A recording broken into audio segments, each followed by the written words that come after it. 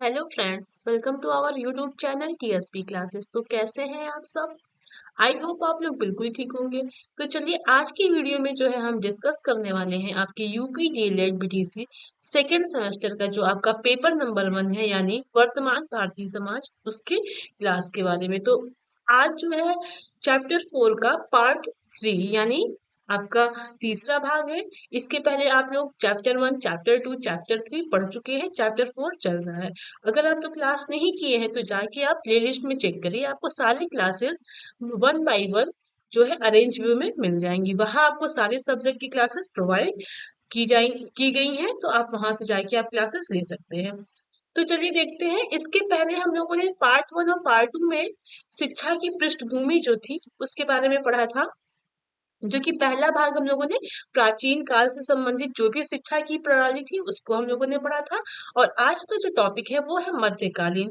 जैसा कि मैंने आपको स्टार्टिंग में बताया था कि तीन जैसे इतिहास 3 भागों में बटा हुआ है, उसी तरीके से उसी क्रम में आप लोग जो है प्राचीन इतिहास में क्या थी, शिक्षा कैसी थी, फिर मुगल काल या मध्यकालीन में कैसी थी, फिर आपके आधुनिक भारत में क्या थी, शिक्षा का क्या मतलब सिस्टम था या क्या प्रणाली थी, उसके बारे में हम पढ़ेंगे। तो प्राचीन शिक्षा प्रणाली या प्राचीन समय में जो शिक्षा थी वो हम लोग पढ़ चुके हैं। आज हम मध्यकालीन के बारे में पढ़ेंगे। तो चलिए शुरू करते हैं। इस्लाम धर्म की स्थापना हजरत मोहम्मद साहब ने की थी। इतिहासकारों ने 1200 से 1700 ईसवी तक के काल को मध्यकाल या मुस्लिम काल कहा है। मतलब इतिहासकारों ने 1200 से लेकर 1700 तक ईसवी का जो टाइम ऑफ पीरियड है उसको मध्यकाल या मुस्लिम काल कहा है। प्राचीन काल से ही भारत विदेशी शासकों के आकर्षण का केंद्र रहा है। कहने का मतलब ये है कि बहुत पुराने समय से ही जो है हमारे भारत पे जो विदेशी शासक थे उनके आकर्षण यानी सभी चाहे जो भी विदेशी शासक हो वो बहुत पुराने समय से ही हमारे भारत पर आते हैं, आए हुए हैं, या उन्होंने शासक करने का या शासन करने का जो है शासन भी किया है, ये कह सकते हैं। जैसे कि आपका जो आधुनिक काल है उसमें विदेशी आए थे, यानी अंग्रेज आए हुए थे। उसके पहले प्राचीन इतिहास में भी बहुत मतलब मध्यकालीन में भी आपके जैसे गजनवी आए, मोहम्मद घोरी, फिर जो है आपके कुतुबुद्दीन ऐबक। तो वही कहा जा रहा है कि प्राचीन काल से ही हमारा जो भारत है वो विदेशी शासकों के आकर्षण का केंद्र रहा था। सबसे पहले भारत पर महमूद गजनवी ने 1000 से 1026 ईस्वी तक भारत पर कुल 17 बार आक्रमण किया। आपका जो महमूद गजनवी है वो सबसे पहले भारत पर जो है उसने आया। मुस्लिम शासकों की बात हो रही है। और उसने 17 बार आक्रमण किया। 12वीं शताब्दी में मोहम्मद गोरी ने भारत पर आक्रमण किया और पृथ्वीराज चौहान व जयचंद को पराजित कर भारत में मुस्लिम शासन की नींव डाली।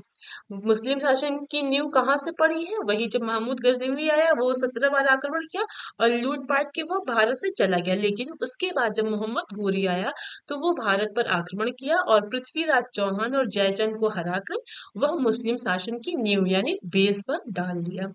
वह यहाँ से यानी फाउंडेशन उसने नींव डाल दी।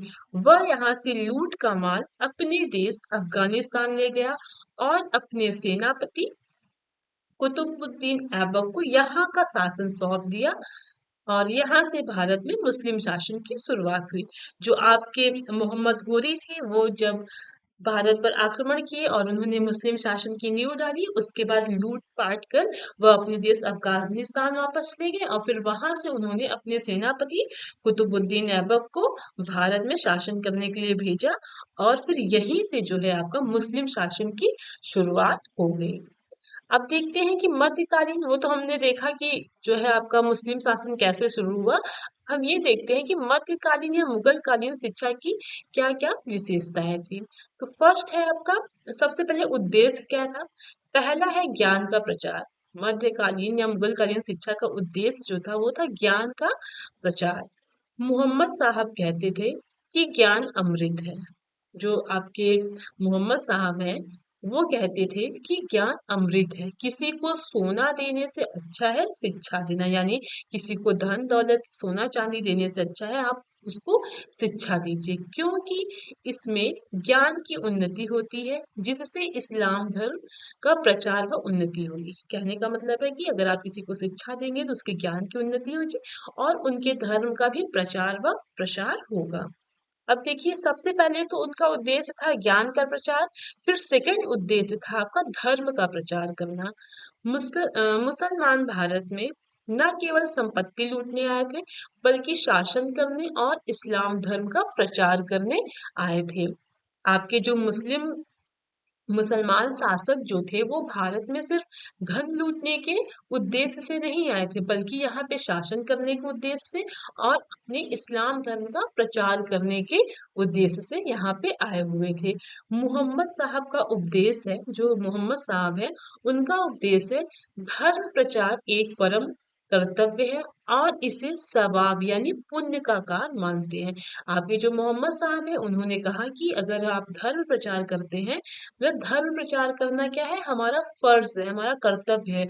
अगर हम ऐसा करेंगे तो हमें सवाब यानी पुण्य जो है मिलेगा, या तो यह पुण्य का कार्य है। अब देखिए, शिक्षा व्यवस्था सेकंड, आपका फर्स्ट उद्देश्य था। अब हम देखते हैं सेकंड, शिक्षा का उद्देश्य, शिक्षा की क्या व्यवस्था थी। ठीक है, शिक्षा मकतब यानी जहाँ बच्चा लिखना सीखता है, यानी प्रारंभिक या प्राथमिक जो शिक्षा है वो मकतब में होती थी, और मदरसा यानी भाषण व उच्च शिक्षा प्रदान की जाती थी। मकतब मान लीजिए आपका स्कूल, और मदरसा आप समझ लीजिए सिर्फ कॉलेज वगैरह हो गया।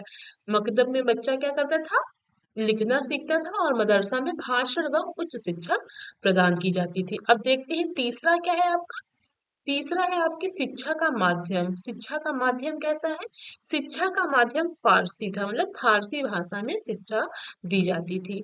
चौथा देखिए क्या है, परीक्षा प्रणाली। परीक्षा प्रणाली कैसी थी, मुस्लिम युग में कोई शिक्षा प्रणाली प्रचलित नहीं थी, यानी जो आपका मुस्लिम युग है उसमें कोई भी शिक्षा प्रणाली प्रचलित नहीं थी। विभिन्न स्तर की शिक्षा प्रदान करने पर बच्चों को कामिल, फाजिल, आलिम की उपाधियां दी जाती थी। मतलब जैसे बच्चे जो है अलग अलग स्तर का जब शिक्षा प्रदान करते थे तो उनको उस हिसाब से उपाधि दी जाती थी, और वो उपाधि कौन कौन सी थी, कामिल, फाजिल, आलिम। और जो आपका मुस्लिम लीग है उसमें कोई भी शिक्षा प्रणाली प्रचलित नहीं थी, विभिन्न स्तर की शिक्षा प्रदान करने पर उनको उपाधियां दी जाती थी। अब देखते हैं पाठ्यक्रम क्या है। मकतबों में फिफ्थ है आपका पाठ्यक्रम। मकतबों में अक्षर ज्ञान तथा धार्मिक ज्ञान को महत्वपूर्ण स्थान प्राप्त था। इसमें कोई आपका सिलेबस या पाठ्यक्रम या बुक नहीं था। इसमें क्या था कि आपको अक्षर ज्ञान हो या धार्मिक का ज्ञान हो, या उनके को अपने धर्म का ज्ञान है, तब उनको क्या होता था कि महत्वपूर्ण स्थान प्राप्त था। कहने का मतलब ये है कि पाठ्यक्रम में जो है मकतबों में अक्षर का ज्ञान होगा और धार्मिक ज्ञान का ही जो है महत्वपूर्ण स्थान था। छठा है आपका अनुशासन। यहाँ बैत, कोड़े, लात, भूसे का शारीरिक दंड दिया जाता था। मकतब व मदरसों में कड़ा अनुशासन रहता था। मतलब कहने का है कि जो आपका मुस्लिम शिक्षा है वहां पे बहुत ही ज्यादा अनुशासन था। जैसे कि वहां पे बेत, कोड़े, लात, घूंसे जैसे शारीरिक दंड दिए जाते थे, और मकतब व मदरसों में कड़ा अनुशासन था। अब देखते हैं कि गुरु और शिष्य के बीच में कैसा संबंध था। इस काल में गुरु शिष्य के संबंध अधिक मधुर नहीं थे, परंतु शिष्य अपने गुरुओं का सम्मान व आदर करते थे। मतलब कि गुरु शिष्य संबंध कैसा था कि ज्यादा मधुर नहीं था, लेकिन फिर भी जो आपके शिष्य थे यानी जो छात्र थे अपने टीचर यानी गुरुओं का सम्मान व आदर करते थे। अब देखिए, वो हम जो है मध्यकालीन शिक्षा या मुसलमान जो शिक्षा थी वो हमने कंप्लीट कर लिया। उसमें बस छोटी सी चीज है, ज्यादा लेंथी नहीं है। इसके पहले प्राचीन काल का जो था उसमें हमने वैदिक और बौद्ध पढ़ा, और आपका मध्यकालीन भी फिनिश हो गया। अब आता है आपका आधुनिक, या यह कह सकते हैं स्वतंत्रता के पहले की शिक्षा। मतलब जब भारत स्वतंत्र नहीं हुआ था उसके पहले की क्या शिक्षा प्रणाली थी। देखिए, स्वतंत्र स्वतंत्रता के पूर्व शिक्षा। मुस्लिम युग में मकतबों और मदरसों में शिक्षा दी जाती थी। फिर ब्रिटिश युग आया और ब्रिटिश शासक शिक्षा के प्रति उदासीन रहे।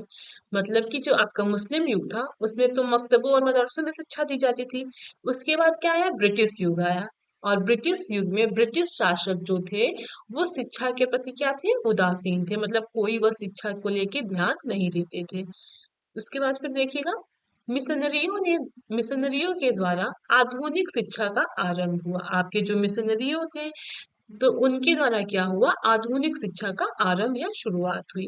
ईस्ट इंडिया कंपनी के भारत आगमन का मुख्य उद्देश्य व्यापार और धर्म प्रचार करना था।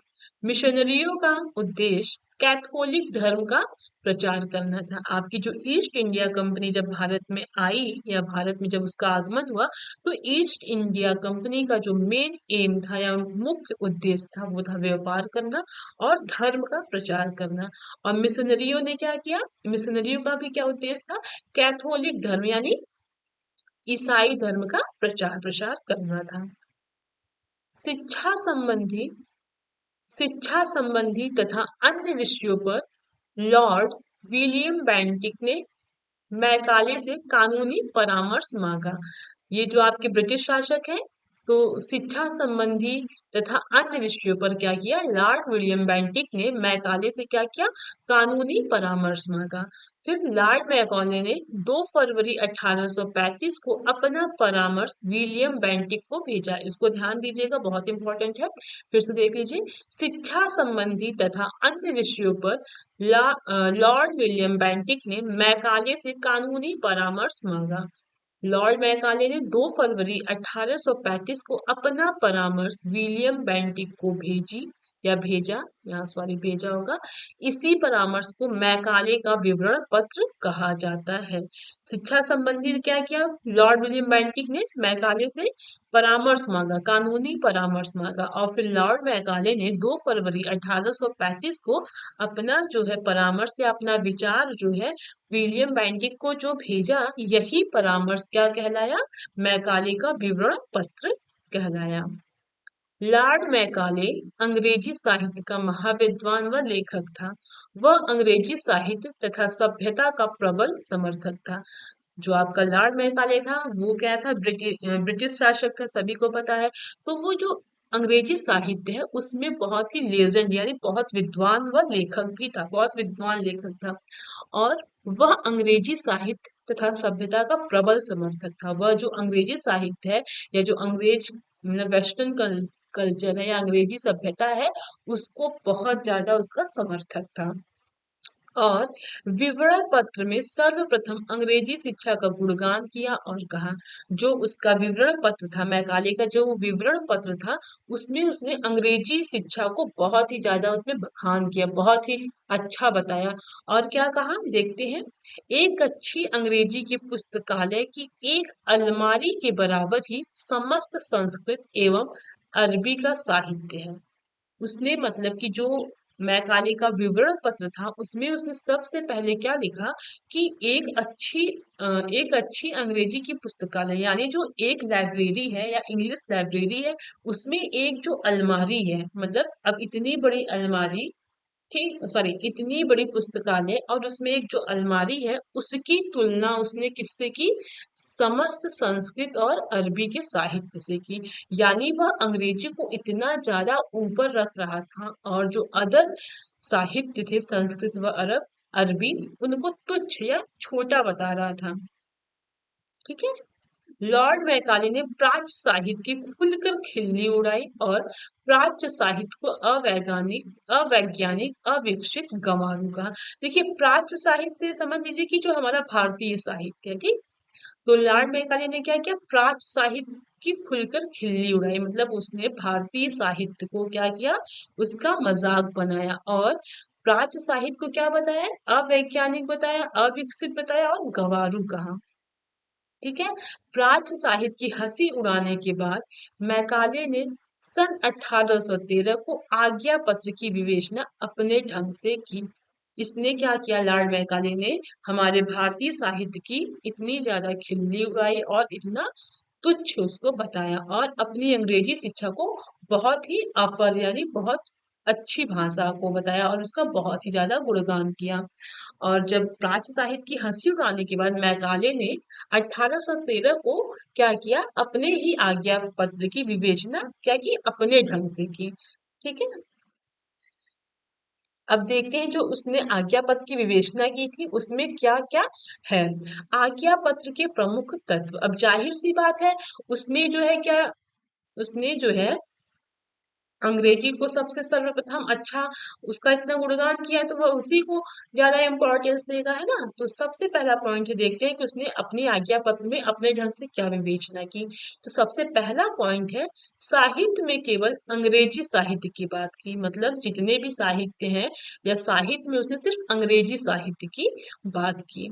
सेकंड है आपका, मैकाले के अनुसार वही भारतीय विद्वान है जिसने जॉन लॉक के दर्शन तथा मिल्टन की कविताओं का ज्ञान है। मतलब मैकाले के अनुसार वही भारतीय विद्वान है, मतलब कि कह सकते हैं कि मैकाले के अकॉर्डिंग भारत का वही मनुष्य विद्वान है जिसने जॉन लॉक के दर्शन किए हैं तथा मिल्टन की कविताओं का उनको ज्ञान है। ये सब कौन है, विदेशी लेखक है। तो मैकाले के अनुसार वही भारतीय मनुष्य या वही भारतीय पर्सन विद्वान है जिसने जॉन लॉक के दर्शन किए हैं और मिल्टन की कविताओं का उनको ज्ञान है। और थर्ड है आपका, अंग्रेजी विश्व की सर्वोत्तम भाषा है, भारत में इसकी शिक्षा दी जानी चाहिए क्योंकि शासक व उच्च वर्ग इसका प्रयोग करते हैं। उसने बताया कि अंग्रेजी जो है वो विश्व का क्या है, सबसे सर्वोत्तम भाषा है, मतलब सबसे उत्तम भाषा है और भारत में भी क्या है, अंग्रेजी की शिक्षा दी जानी चाहिए। क्यों? क्योंकि भारत में शासक और जो उच्च वर्ग के लोग हैं वह अंग्रेजी का प्रयोग करते हैं, इसीलिए भारत में भी अंग्रेजी शिक्षा दी जानी चाहिए। फोर्थ आपका, अंग्रेजी ही नव जागरण का एकमात्र साधन है। उसके कहने का तात्पर्य था कि अंग्रेजी ही क्या है, नव जागरण का एकमात्र साधन है। पांचवा पॉइंट पॉइंट देखते हैं, अंग्रेजी भाषा द्वारा ज्ञान के विशाल भंडार को प्राप्त किया जा सकता है। मतलब उसने ये कहा कि अगर आपको अंग्रेजी भाषा का ज्ञान है तो आप अंग्रेजी भाषा के द्वारा क्या कर सकते हैं, ज्ञान को और बहुत अच्छी मात्रा में प्राप्त कर सकते हैं। कैसा संभव है?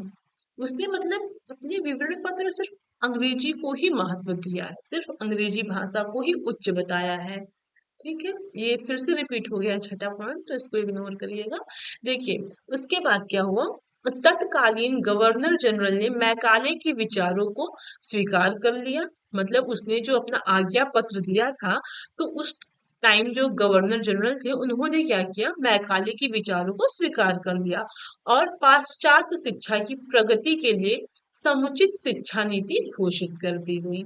मतलब जो पाश्चात्य शिक्षा है इससे आप कह सकते हैं जो विदेशी शिक्षा है, ठीक है, यानी जो इंग्लिश यानी जो वेस्टर्न शिक्षा है उसकी प्रगति के लिए क्या किया, शिक्षा नीति घोषित कर दी गई।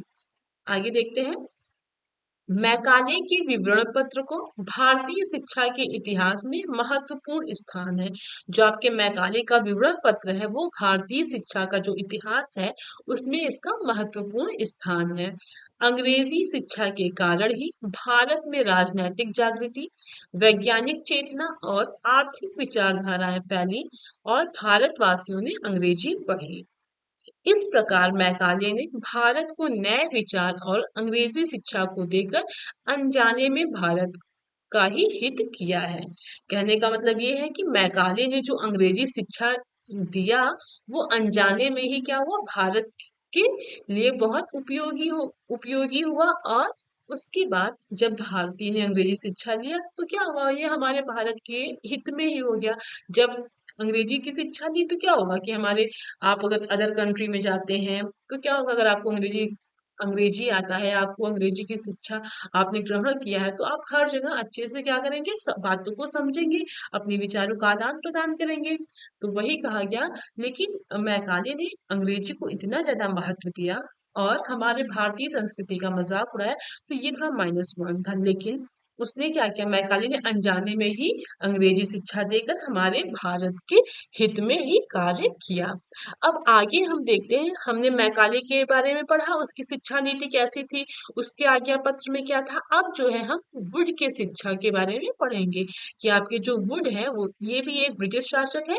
तो इन्होंने क्या किया, इनकी शिक्षा में क्या है, या वुड की जो शिक्षा घोषणा पत्र है उसमें प्रमुख चीजें क्या है।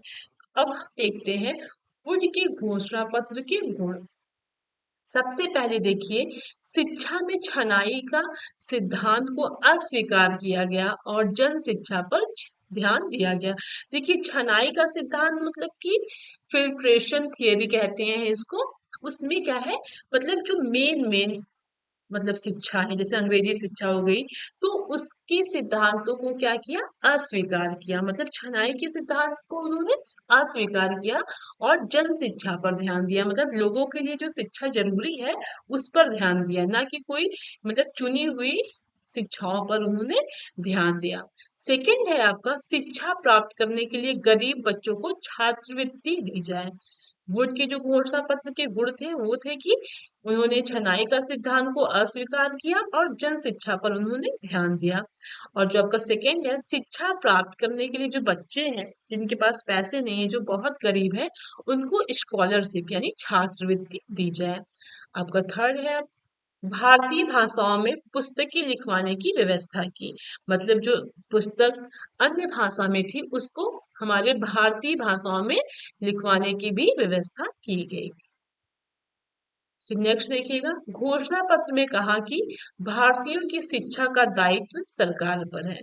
उसने अपने घोषणा पत्र में लिखा कि जो भारत के लोग हैं उनके जो शिक्षा है, उनको शिक्षा देने का जो कर्तव्य है या जो उनकी ड्यूटी है वह सरकार पर है। फिर नेक्स्ट देखिएगा, शिक्षा के स्तर को ऊंचा उठाने के लिए घोषणा पत्र में शिक्षक प्रशिक्षक विद्यालय खोलने और अध्यापकों को अच्छा वेतन देने का सुझाव दिया। यानी शिक्षा का लेवल और ऊपर करने के लिए या शिक्षा में और सुधार लाने के लिए उसने अपने घोषणा पत्र में ये लिखा कि शिक्षक प्रशिक्षक विद्यालय खोले, यानी एक विद्यालय खोला जाए जिसमें टीचर्स का भी ट्रेनिंग हो, यानी शिक्षक प्रशिक्षक विद्यालय खोले और अध्यापकों को अच्छा वेतन देने का सुझाव दिया। यानी टीचर्स का ट्रेनिंग हो और टीचर्स को क्या हो, अच्छी सैलरी दे। ठीक है, नेक्स्ट आप देखिएगा, विश्वविद्यालय की स्थापना करके भारत में उच्च शिक्षा का विकास किया जाए। उसने कहा कि विश्वविद्यालयों की भी स्थापना हो जिससे क्या हो, भारत में भी ऊंची शिक्षा यानी उच्च शिक्षा का विकास हो सके। फिर नेक्स्ट देखिएगा, स्त्री शिक्षा पर ध्यान दिया जाए और शिक्षा की व्यवस्था की जाए। मतलब स्त्रियों के ऊपर भी ध्यान दिया जाए, उन उनको शिक्षा नहीं दी जा रही है, यानी स्त्रियों को भी पढ़ाया लिखा जाए। इस पर भी उन्होंने यह बात अपने घोषणा पत्र में लिखी है। उसके बाद फिर देखते हैं श्री बसु जी ने क्या कहा है इसके बारे में। यह घोषणा पत्र भारतीय शिक्षा का शिलालेख है। भारत में आधुनिक शिक्षा का शिलान्यास इसी ने किया है। यानी श्री बसु ने कहा कि यह जो घोषणा पत्र है यह भारतीय शिक्षा का शिलालेख है, यानी यह भारतीय शिक्षा के लिए हमारे जो इन्होंने लिखा है वह आधुनिक शिक्षा का शिलान्यास इसी ने किया है। मतलब नींव इन्होंने ही रखी है।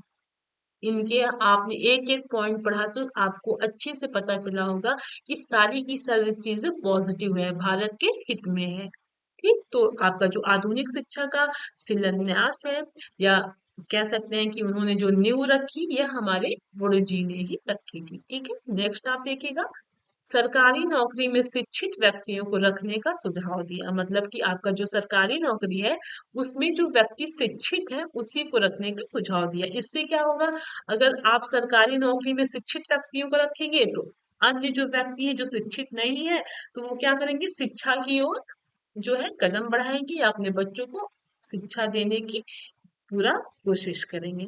ठीक है, नेक्स्ट आप देखिएगा, व्यवसायिक शिक्षा पर बल दिया। मतलब ऐसी शिक्षा दिया, ऐसी शिक्षा की भी शुरुआत की जिससे क्या हो, बच्चे वो शिक्षा ग्रहण करें और अपना खुद का व्यवसाय भी शुरू कर सके। ठीक है, तो ये तो उनके गुण थे वुड के घोषणा पत्र के। अब हम इनके दोष पढ़ते हैं। ठीक, कि वुड के जो घोषणा पत्र है उनके क्या क्या दोष हैं। ये देखिए एग्जाम में आया हुआ है, 15 मिनट पूछा है, 17 मिनट पूछा है। तो देखते हैं, फर्स्ट है आपका, भारतीय साहित्य यानी संस्कृत, अरबी, फारसी की उपेक्षा की गई, पाश्चात्य ज्ञान को भारतीयों के लिए उचित बताया गया।